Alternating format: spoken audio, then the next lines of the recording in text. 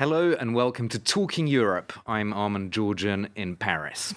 Exactly 7 years ago, Ukraine was convulsed by crisis. Dozens of protesters had been fatally shot by police, and the president had reportedly fled the country. The events came to be known as the Euromaidan revolution, and they set Ukraine on a bumpy path towards integration with the West. To take a closer look at where Ukraine now stands along this road, I'm joined by the country's Foreign Minister Dmytro Kuleba. He is a career diplomat and a specialist in strategic communications and digital diplomacy. He's also the author of a book, The War for Reality: How to Win in the World of Fakes, Truths and Communities. Foreign Minister, welcome to our program. Thank you for being with us. Thank you for having me. We'll talk about disinformation, of course, later on. It's a fascinating subject, but if we can talk about the big political issues affecting your country and relations with the outside world. You're here in France. You've just met France's foreign minister. You also met President Macron's advisors. What did you tell them, and what is your expectation from the French government? I said something very simple. France is a leader of Europe. It has all the opportunities to demonstrate its leadership, and the settlement of the conflict caused by the Russian aggression against my country is an excellent field to play the role of a leader. Are you suggesting that France has not been as active as it should have been? Oh, no, indeed. Not at all. In fact, the recent positive dynamics that we've had in the settlement process was initiated after, at the summit held in Paris at the initiative of President Macron in late 2019. However, that process kind of reached a certain point where you have to make another push, where you have to make another step forward. And we see France as a country that is capable of giving that push to the process. How do you see France doing that? Because President Macron has been very clear that he wants to include Russia. He said, for example, in comments to the Atlantic Council that NATO has expanded, that with that expansion, the West has not managed to decrease conflict on the eastern borders of NATO. He says, if you look at France's past strategy with Ukraine, with Belarus, with a lot of countries, our results are not positive. That kind of approach doesn't give you a lot of room for maneuver, though, does it? Well, you know, I can remind you that back in 2014, the year that you mentioned, when the Revolution of Dignity took place and Russia started the illegal occupation of Crimea and Donbass, Ukraine was officially, according to the law, a non-bloc country. It was not integrating into NATO at that moment. It officially gave up its ambition of eventually becoming the member of the alliance. And yet it did not stop Russia from attacking. So for us, the connection between NATO enlargement and the behavior of Russia is not that obvious, if I may put it this way, because Russia does what it is allowed to do, irrespective of the enlargement of NATO or of the European Union.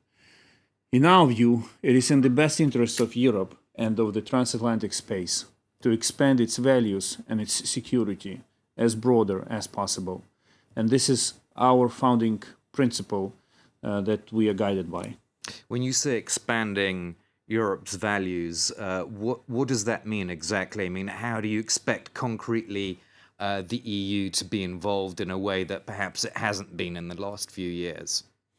Well, the association agreement between Ukraine and the European Union has a very clear line in it that the strategic goal of this agreement is gradual integration of Ukraine into EU markets, because European economy will benefit from it, Ukrainian economy will benefit from it, our companies will benefit, and so will people. So by expansion, I mean expansion of principles of democracy. Ukraine is a big democracy in Eastern Europe. One gets the impression, though, when you look back at the cabinet reshuffle in Kiev in March of last year, that the West raised some eyebrows. There were some noises in Western capitals that perhaps some old oligarchic interests were coming back in the ascendant, perhaps some pro-Russian interests as well. It seems that the West got a little bit cold feet as a result of those political events this time last year. Well, those noises proved to be wrong with time, and we are not hearing these noises anymore, because the president, the government, proved with their actions that they are absolutely committed to removing vested interests from Ukraine's political, economic, and social life. Minister, I'd like to ask you about the new US administration. President Joe Biden has taken what many say is a soft approach to the controversial Nord Stream pipeline that will bypass Ukraine. What do you make of this stance, and did you expect a different approach from the Biden administration? I assume you were probably more in tune with the former Trump administration on this question of Nord Stream. Our position is very clear, and it has been very clear. Nord Stream 2 is a big problem. It's a big problem for Europe, not only for Ukraine, because it reshapes the energy balance in Europe, and more importantly, it deviates from the strategy of diversification of the sources of supply of energy to the EU market. We heard what the US administration said, and we are satisfied with the messages they are sending, because they confirmed the same position that Nord Stream 2 is a bad project. But we should give this administration some more time to take specific actions to make an influence, to make an impact on the construction. Do you think you have any leverage on the Biden administration if it decides just to let things go without pursuing any sanctions or any tougher action? Well, sanctions are already in place. Some sanctions are already in place, and some companies who had been involved in the process of the construction, they withdrew from it, which means that the impact of US sanctions is already felt by companies involved in it. I want to shift gears a bit and talk about your speciality. I talked about this at the beginning of the interview, disinformation, and of course you're the author of a book about this. Let's put this question in the context of a case which has really gripped the French public, the absolutely horrific attack on a 15-year-old schoolboy in the middle of Paris, in actually a very well-off district of Paris, a young boy called Yuri, 15 years old. How is this linked to the whole question of information? I should say he happens to be Ukrainian. How do those two things relate? First of all, I would like to thank the people of France for demonstrating sympathy and support to Yuri and his family. This gesture is extremely essential and valuable.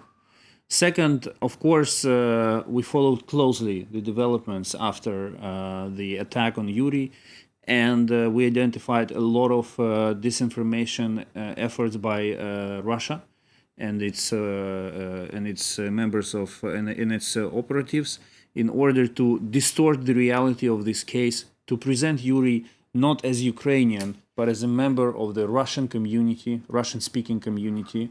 They were mobilizing Russian speakers in defense of Yuri, the defense that he did not require because the Embassy of Ukraine and the State of France offered him all necessary assistance, which is also much appreciated. So this is what makes different Russian media and Russian propaganda system, because for them every human being is just a tool, and for us human being is a value.